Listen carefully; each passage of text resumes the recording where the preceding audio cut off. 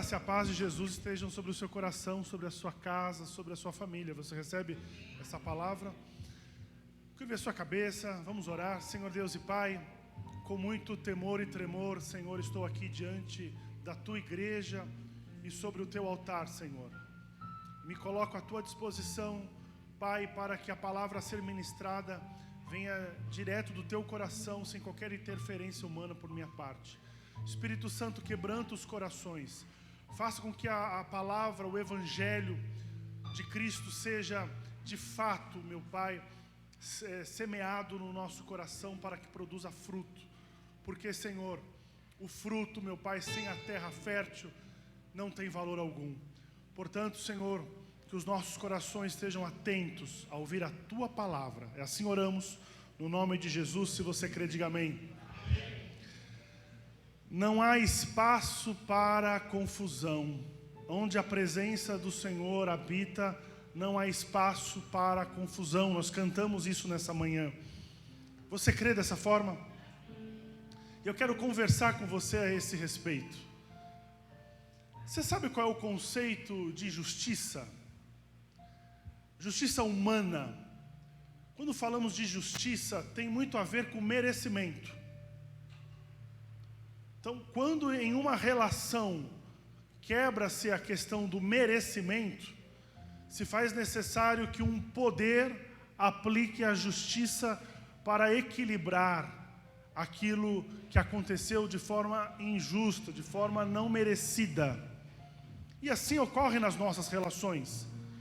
Você acha justo alguém trabalhar e não receber o seu salário? Sim ou não? Não. Então, a pessoa ela recorre à justiça. Se você adquire um produto, você acha justo que ele não funcione regularmente, da maneira com que ele foi fabricado e você comprou com aquele intuito? Você acha correto isso, sim ou não? Então você entra na justiça, porque aquilo não é certo, aquilo não é correto. Então justiça tem a ver com merecimento. Porém, a justiça de Deus foge muito dessa noção, desse pensamento. Porque no aspecto divino, no aspecto dos céus, não tem como levar em consideração merecimento. Porque se de fato for considerar a meritocracia, os nossos méritos, não vai restar ninguém. Não há méritos em nós. Nós não somos dignos, não somos merecedores, porque todos nós pecamos e continuamos na prática. Nós somos pecadores, seja na nossa mente, seja nas nossas palavras, seja nas nossas ações ou nas nossas omissões. Nós somos pecadores. Porém, a sensação de justiça permanece no nosso coração com aquela ideia de merecimento. Merece ou não merece? E nós estamos num momento da nossa sociedade que as pessoas elas não estão compreendendo aquele que é diferente, aquele que tem uma vida, uma conduta isolada, completamente fora dos padrões que são colocados. Eu quero falar para você o seguinte, que Jesus, mesmo ele ratificando, ele reafirmando que determinadas práticas eram e continuam sendo pecados, ele sempre conferiu dignidade a todos. Jesus mesmo dizendo, é pecado, é certo, é errado, ele sempre conferiu dignidade para todo mundo. Basta lembrarmos a passagem bíblica da mulher que foi apanhada em flagrante adultério. Você lembra dessa passagem? Jesus em nenhum momento ele passou pano, ele relativizou a gravidade de um adultério, mas do contrário, quando ele se despediu daquela mulher, ele foi enfático ao dizer, vai e não peques mais. Mas isso de ele reafirmar que continuava sendo pecado o adultério, ele não deixou de amar e acolher aquela mulher.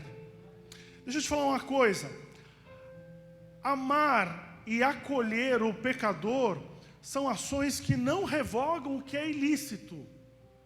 uma coisa não colide com a outra.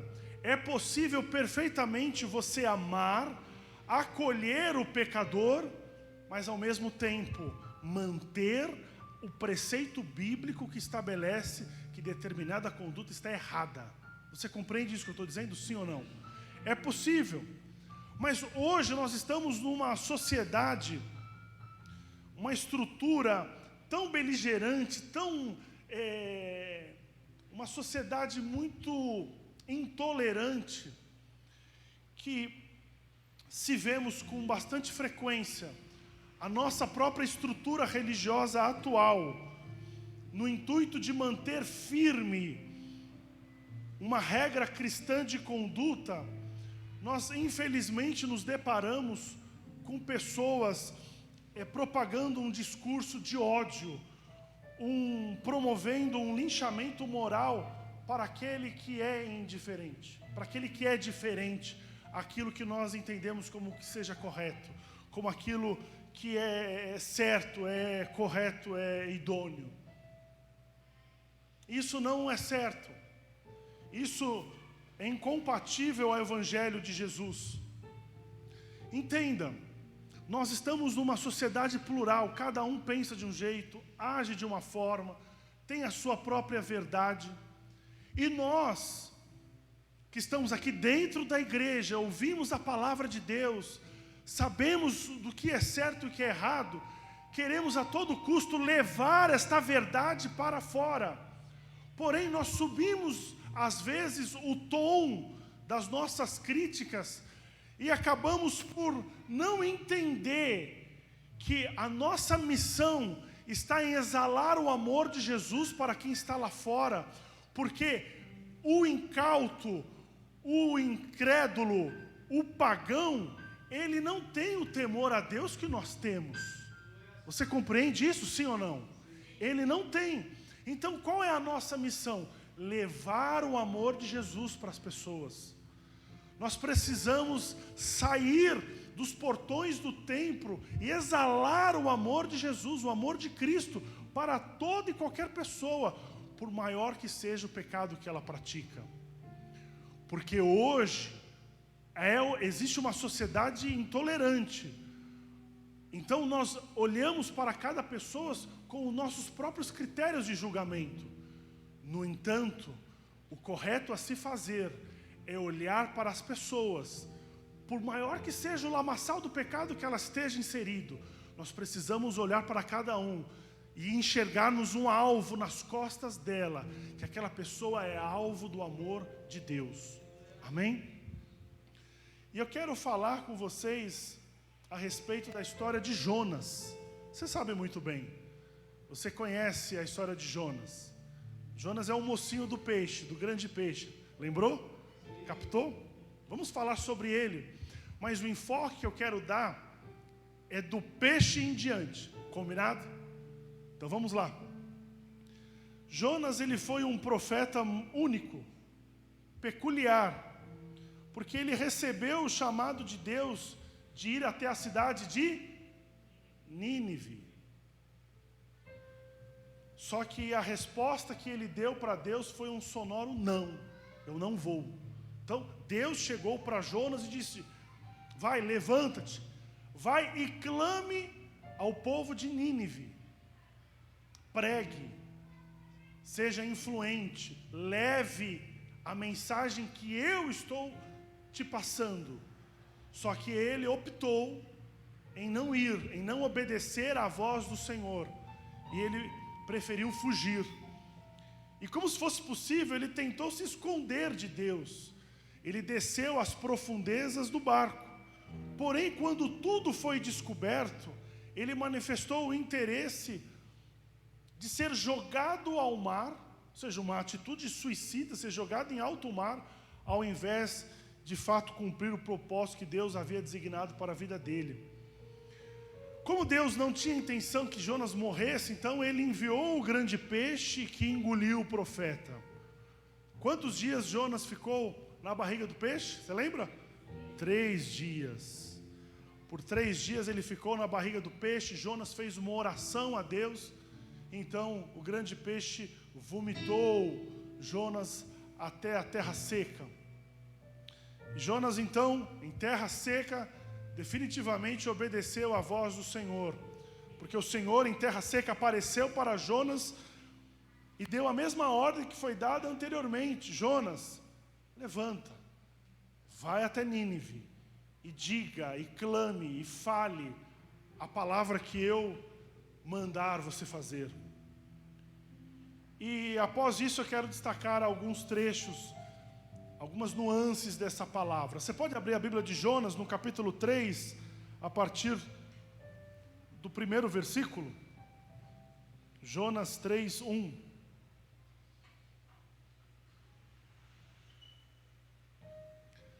Jonas, capítulo 3, a partir do versículo 1, diz assim a palavra de Deus: a palavra do Senhor veio a Jonas pela segunda vez com esta ordem: vá à grande cidade de Nínive e pregue contra ela a mensagem que eu dar a você.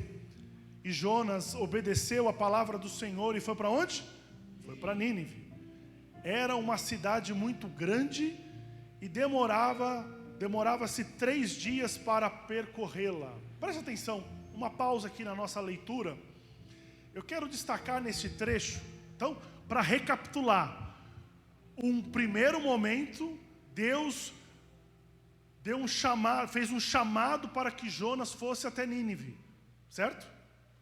Jonas fez o quê? Ele recusou, ele negou o chamado, ele fugiu, ele desceu até Jope e pegou então a embarcação para Tarsis. Só que dentro do barco houve uma grande tempestade. Então lançaram-se à sorte entre os ocupantes daquela embarcação, no sentido de verificar quem estava dando causa àquela tempestade. E a sorte ou o azar caiu sobre Jonas. Então questionaram, porque Jonas estava lá na profundeza do barco dormindo. Então questionaram Jonas: Jonas, o que está acontecendo? Não é você que está causando tudo isso? Então Jonas, em razão dessa descoberta, então ele mesmo se propôs a ser jogado em alto mar. Veio um peixe e engoliu Jonas. Quando ele se arrependeu, fez uma oração ao Senhor, o peixe devolveu ele para a terra. Aí Deus voltou e fez o mesmo, deu o mesmo comando de ir até Nínive.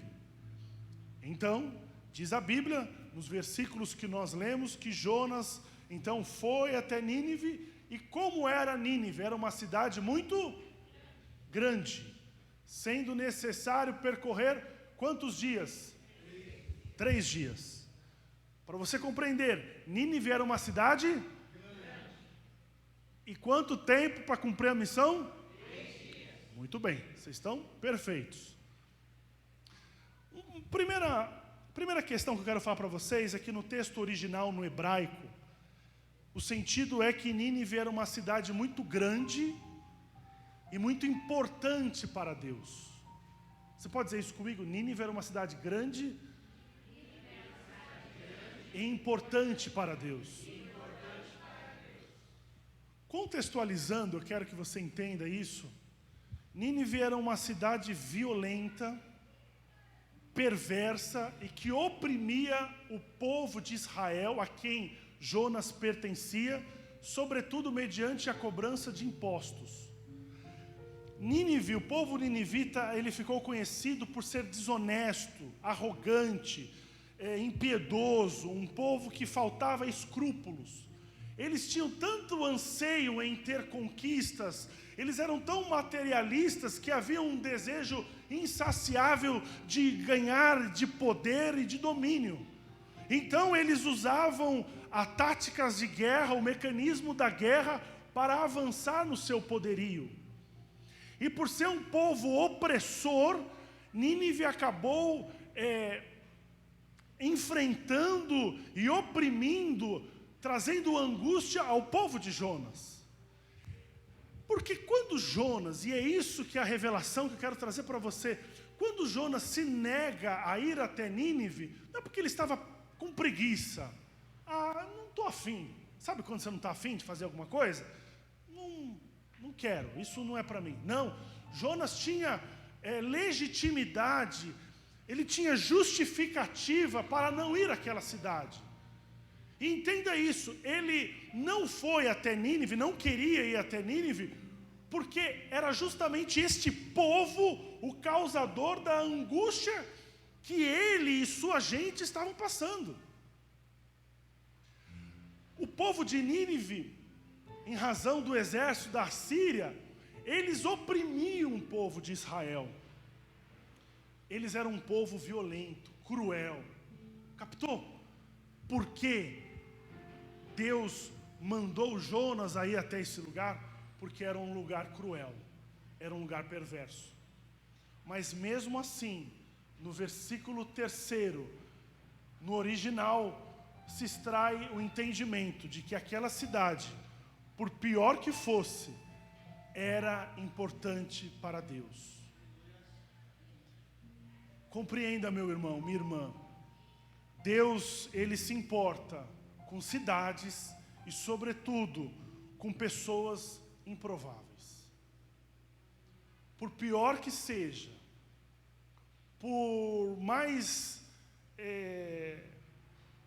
terrível que a pessoa tenha no seu histórico de atos ilícitos, incorretos, errados, Deus se importa. Deus se importa com todo tipo de gente e com todos os lugares. Amém? Amém. Continuando o texto, Jonas, no capítulo 3, no versículo 4, continuando a mensagem, diz assim: Jonas entrou na cidade e a percorreu durante quanto tempo? Um dia, proclamando: daqui a 40 dias Nínive será destruída. Olha como esse rapaz estava empolgado para cumprir o chamado que Deus mandou para ele. Você lembra no versículo 3 quanto tempo demorava para percorrer Nínive? 3 dias. Mas a palavra de Deus diz que ele cumpriu aquela segunda chance em quanto tempo? Um dia. Quem é mulher aqui, dona de casa? Você pode... Sabe quando você fala para o seu marido, tem que limpar a casa, tem que fazer faxina? Você lembra disso? Vocês sabem disso? No seu caso, é fácil ou é difícil? Ou o filho, a mãe com o filho também. É fácil? Ou ele faz na hora, sim? Vai e faz? Às vezes não dá certo, né? Mas às vezes pega no tranco e ele faz. Aí ele pega o pano e tal, acabei. Você fala assim, mas como acabou? Impossível. Que primeiro tem que varrer, depois tem que jogar água, e depois tem que passar pano, e depois é produto, e depois tem que guardar, não é assim? Mas fez rápido. Por que fez rápido? Porque é eficiente? Porque é produtivo? Ou porque não tem muita boa vontade? Possivelmente a terceira opção. E é exatamente o que aconteceu aqui com Jonas. Primeiro ele negou, ele não quis fazer. Aí ele passou por um estresse pequeno, engolido pelo peixe, coisa simples. Aí por livre e espontânea pressão ele acabou submetendo à vontade de Deus e cumpriu o chamado. Mas o que era para fazer em 3, ele fez em 1. Mas ele fez. Tem que se dar os créditos, ele fez. E a palavra dele foi simples. Deus chegou e falou assim, vá a Nínive e proclama a seguinte ordem: em 40 dias a cidade será destruída. Então ele foi e pregou para aquele povo perverso, destruidor. Ele pregou, em 40 dias esta cidade será destruída. Um sermão de 5 segundos. Ele foi percorrendo a cidade, anunciando o que Deus havia designado. Não teve oração, não teve jejum, não teve apelo, não teve louvor, não teve nada. Ele cumpriu o chamado de Deus, pregando que aquela cidade seria destruída. Aí eu te pergunto, Qual é a reação dos ninivitas à mensagem de Deus através de Jonas? Vamos ver. No capítulo 3, no versículo 5, continuando a leitura, diz assim: os ninivitas creram em Deus, proclamaram jejum, e todos eles, do maior ao menor, vestiram-se de pano de saco. Quando as notícias chegaram ao rei de Nínive, ele se levantou do tronco, tirou o manto real, vestiu-se de pano de saco e sentou-se sobre as cinzas. Então fez uma proclamação em Nínive, por decreto do rei e de seus nobres: não é permitido a nenhum homem ou animal, bois ou ovelhas, provar coisa alguma. Não comam e nem bebam. Cubram-se de pano de saco homens e animais, e todos clamem a Deus com as suas forças. Deixe os seus maus caminhos e a violência. Talvez Deus se arrependa e abandone a sua ira e não sejamos destruídos. Amém, gente? A mensagem foi curta, mas foi eficiente. Mesmo com pouco tempo de pregação, os ninivitas creram em Deus. E crer, no sentido original do texto, tem a ver com Amã, que originou o nosso amém. Então, de fato, surgiu uma fé genuína dos ninivitas em Deus. Ou seja, aquilo que o profeta relutou em fazer, fugiu, passou por aquele estresse todo, com um sermão tão rápido, eles se arrependeram e passaram a crer. E foi um arrependimento tão sincero que o próprio rei fez um decreto proclamando jejum em toda a nação. E o mais importante, o detalhe é que eles se comprometeram a deixar os seus maus caminhos. Se você ler com atenção o texto, eles compreenderam que eram violentos. E a parte final diz: cubram-se, no versículo 8, cubram-se de pano de saco homens e animais, de todos clamem a Deus com todas as suas forças. Deixem os maus caminhos e a violência. Houve então uma crença verdadeira em Deus. Eles se arrependeram genuinamente e clamaram ao Senhor de todo o coração. E qual foi a resposta de Deus? Continua lendo na sua Bíblia, no versículo 10. Deus viu o que eles fizeram e como abandonaram os seus maus caminhos. Então Deus se arrependeu e não os destruiu como tinha ameaçado. Deus tinha dado uma palavra que aquele povo seria destruído, mas em razão do seu arrependimento profundo e sincero, o próprio Senhor concedeu misericórdia. O próprio Deus fez com que a libertação, a salvação chegasse àquela terra e àquela gente. Mas preste atenção, se o texto tivesse terminado aqui, seria uma história perfeita, não? O profeta do povo pequeno, do povo oprimido, do povo vulnerável, foi pregar e mesmo com poucas palavras, fez com que aquela grande cidade opressora, imediatamente, de pronto, fosse regenerada mediante um sincero arrependimento. Eu não sei você, mas qualquer pregador tem como principal intuito e propósito em sua mensagem é ver o errado se transformando, se convertendo, deixando para trás os maus caminhos e passando a fazer o que é certo. Sim ou não? É comum. Se a história de Jonas terminasse por aqui, uau, que pregador, que eficiência, que poder nestas palavras. Imagina a gente fazer uma análise de produtividade entre Jonas e Noé. Pensa, Noé ficou por tantos e tantos tempos anunciando que havia um dilúvio, para se converter, para fazer aquilo que é certo, e ninguém ouviu. A própria família ouviu mais ou menos. Já Jonas, com má vontade, sem qualquer disposição, sendo contrariado, proferiu poucas palavras e mesmo assim todo mundo se converteu, todo mundo se salvou. Isso é incrível. Mas como eu disse, a história não terminou aqui. Jonas, no capítulo 4, no versículo 1, diz assim: mas Jonas ficou profundamente descontente com isso e se enfureceu. Ele orou ao Senhor, dizendo: Senhor, não foi isso que eu disse quando ainda estava em casa? Foi por isso que eu apressei em fugir para Tarsis. Eu sabia que tu és Deus misericordioso e compassivo, muito paciente, cheio de amor e que promete castigar, mas depois se arrepende. Agora, Senhor, tira minha vida, eu imploro, porque para mim é melhor morrer do que viver. Gente, eu entendo Jonas. Na verdade, Jonas tinha sede de justiça.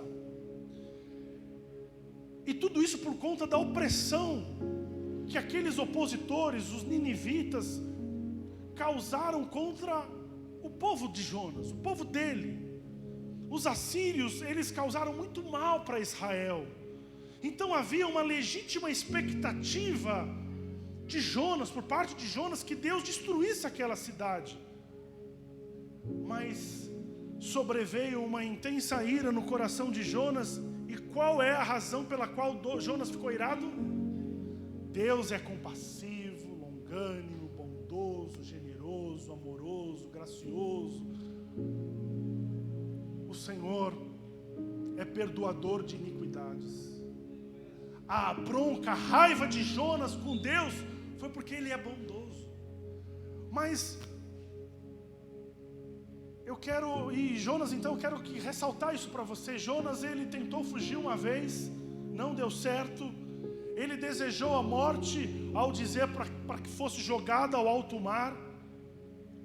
Teve uma nova oportunidade e no término do diálogo dele com Deus, ele insistiu em querer morrer. Tudo isso porque ele não sabia lidar com o fato de que Deus age com amor para aquele com quem Jonas tinha em mente que era indigno, que não tinha honra.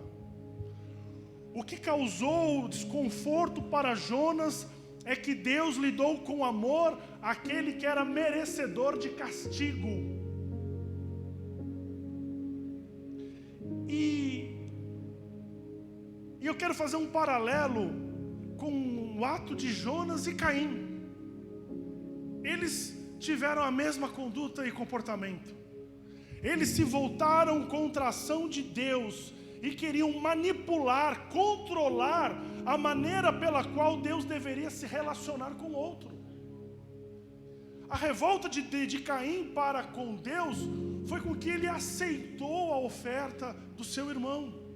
E nesse momento de Jonas, ele se irou contra o Senhor, porque Deus optou por agir com misericórdia com o povo de Nínive. E por que eu estou falando tudo isso? O que isso implica nas nossas vidas? Meu irmão, olha para mim, entenda a verdade que o Senhor quer trazer sobre o seu coração nessa manhã. Rejeitar a misericórdia de Deus é não aceitar a sua própria essência.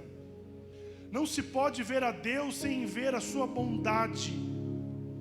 A bondade de Deus é disponível e acessível a todo e qualquer tipo de gente, por pior que seja a história dessa pessoa. E infelizmente o que nós mais vemos na igreja são pessoas querendo manipular o agir de Deus, no sentido de que o Senhor deveria tratar determinada pessoa de um jeito. E a pergunta que eu faço é: quem merece estar na mesa do Senhor? Quem merece se achegar à nossa casa de oração, à nossa comunidade de fé? O que nós estamos vendo numa sociedade tão briguenta, tão confusa, é que tem gente se dizendo em nome de Deus, pretendendo ser o porteiro do céu e dizendo quem deve entrar ou não no reino do Senhor. O que nós mais estamos vendo são pessoas que estão dizendo e apontando o dedo: você não pode, você é indigno, você não tem honra. Pare com isso. Nós precisamos acolher o pecador, nós precisamos tratar o pecador com amor. Nós precisamos lidar com o perdido de forma com que ele venha se sentir mais próximo de Deus. E isso não implica que o pecado deixa de ser pecado. Tratar o outro, o que está distante, com amor, não significa que você está invalidando o ato que ele está praticando. Jesus não fez isso. Mas o fato de você estender a mão, abrir os braços em forma de amor, de receber, de dar carinho, é o que falta na nossa gente nos dias atuais. Entenda, talvez você está perseguindo alguém porque você está cobrando uma atitude, um ato moral dessa pessoa que ela não tem discernimento para isso. Não adianta você perseguir o seu marido, sua esposa, os seus filhos, quem quer que seja, por um erro que eles estão praticando. Não faça, não cometa este erro. Não cometa este erro. Eu estava acompanhando na semana passada uma postagem que o Roger fez no Instagram, com base no filme da Barbie. Quem assistiu o filme da Barbie? Qual que é a confusão da vez? Uma moça fez um story no Instagram dizendo que o filme da Barbie é horrível porque não tem valores cristãos.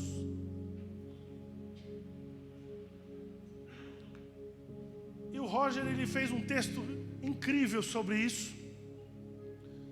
E em linhas gerais o que ele quis dizer foi o seguinte: a gente está errando em entrar num conflito de divergência, porque o certo não é a gente ficar querendo impor na sociedade aquilo que a gente entende que é correto. Porque nós estamos num mundo onde as pessoas querem impor o seu jeito de ser para o próximo. Querem mudar o vocabulário da nossa língua por imposição, aquilo que a pessoa acredita. E nós, em reação, estamos cometendo o mesmo erro. Nós queremos impor o que nós acreditamos que seja o certo para o mundo. Só que isso não é inteligente, porque o nosso papel está amar, exalar o amor de Cristo, falar que Jesus salva, cura, liberta e transforma. Mas nós estamos entrando nessa onda de entrar num conflito de que a minha verdade é maior que a sua, então nós vamos para o pau, nós vamos para a briga, porque eu sou maior que você, é o famoso nós contra eles. Mas isso não é o certo. E a igreja está sendo induzida a este erro. No passado, o crente, ele ia até o presídio e de frente com a pessoa mais cruel que existia, ele olhava nos olhos e falava: Jesus te ama, Jesus salva, cura, liberta e transforma. Hoje o crente olha e fala: bandido bom é bandido morto. Não é isso. Não é isso. Eu entendo as razões pelas quais a pessoa se revolta com a injustiça praticada no mundo. É compreensível, como eu entendo o porquê Jonas ficou indignado à misericórdia que o Senhor concedeu. Eu entendo isso. Isso é humano. Mas o que nós não podemos fazer é anular o amor e a misericórdia de Deus. Ei, irmãos, há espaço para dizer pecado ontem é pecado atual, mas também é momento de dizer: venha como estás, venha como estás. Não há critérios para adentrar este lugar. Venha, porque será papel e incumbência do Espírito Santo convencer o homem acerca do pecado, da justiça e do juízo. Não é papel nosso convencer as pessoas que estão em pecado, é papel do Espírito Santo. A nossa atribuição é exalar o amor de Deus. Por isso, na sua casa, tire todo empecilho, todo impedimento, e seja agente de amor de Deus lá. Seja agente de amor de Deus lá. A pessoa está passando por um momento de ignorância. Ela não compreende o que é certo e errado. Por vezes as pessoas estão há muito tempo dentro da igreja, não sabem. É difícil de entender. Imagina alguém que está passando por uma fragilidade emocional e espiritual. Mas entenda, todos e todas, todos nós, as pessoas, todos nós, somos alvos do amor de Deus. A pergunta direta e reta para você é: quem é a pessoa, qual é o grupo de pessoas que você não aceita que Deus seja misericordioso? Está assim. Está assim. Qual é a pessoa que você não aceita que o Senhor haja com ela com amor, bondade e graça? Talvez seja alguém que te feriu, alguém que te causou algum mal, algum familiar, por conta de uma desavença do passado. E em você há esse bloqueio. Você não aceita que Deus haja com bondade sobre ela. Não permita isso, meu irmão. É manhã de libertação sobre nós. Todos nós somos dignos do amor e da bondade de Deus. Amém? Fica de pé. No nome de Jesus.